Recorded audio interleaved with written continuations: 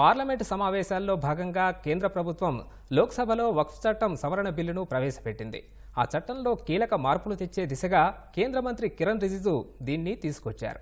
ఈ బిల్లు ద్వారా వక్ఫ్ పాలక వర్గాల్లో మరింత పారదర్శకత, జవాబుదారీతనం పెంచుతూ పాలనలో మహిళల భాగస్వామ్యం తప్పనిసరి చేయనున్నట్లు రిజిజు పేర్కొన్నారు. ఈ బిల్లులో భాగంగా 1995 నాటి వక్ఫ్ చట్టంలో దాదాపు 40 సవరణలు చోటు చేసుకోనున్నాయి. ముస్లిం సమాజం నుంచి వస్తున్న డిమాండ్ల మేరకే ఈ మార్పులు చేస్తున్నట్లు ప్రభుత్వ వర్గాలు చెప్పాయి. వక్ఫ్ చట్టం సవరణ బిల్లుకు తెలుగుదేశం, జేడీయూ, అన్నాడీఎంకే మద్దతు తెలిపాయి. వక్ఫ్ చట్టం సవరణ బిల్లుతో ఏ మత సంస్థ స్వేచ్ఛలో జోక్యం ఉండదని కేంద్ర మంత్రి కిరణ్ రిజిజు పేర్కొన్నారు. బిల్లుకు ప్రతిపక్షాలు మద్దతు ఇవ్వాలని రిజిజు విజ్ఞప్తి చేశారు.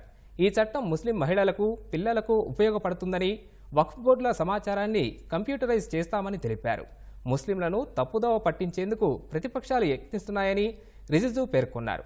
వక్ఫ్ బోర్డులను మాఫియా కబ్జా చేసిందని చాలామంది ఎంపీలు తనతో వ్యక్తిగతంగా చెప్పారన్న ఆయన, కానీ ఇప్పుడు వారే బిల్లును వ్యతిరేకిస్తున్నారని విమర్శించారు.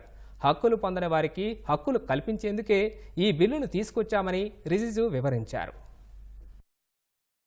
आपके माध्यम से सदन को बताना चाहता हूं, इस बिल में जो भी प्रावधान है आर्टिकल 25 से लेकर के 30 तक किसी रिलीजियस बॉडी का जो फ्रीडम है उसमें कोई हस्तक्षेप नहीं किया जा रहा है, ना ही संविधान का किसी भी अनुच्छेद का इसमें उल्लंघन किया गया है। किसी का हक छीनना तो बात छोड़ दीजिए, जिनको हक नहीं मिला है उनको हक देने के लिए ये बिल लाया गया है।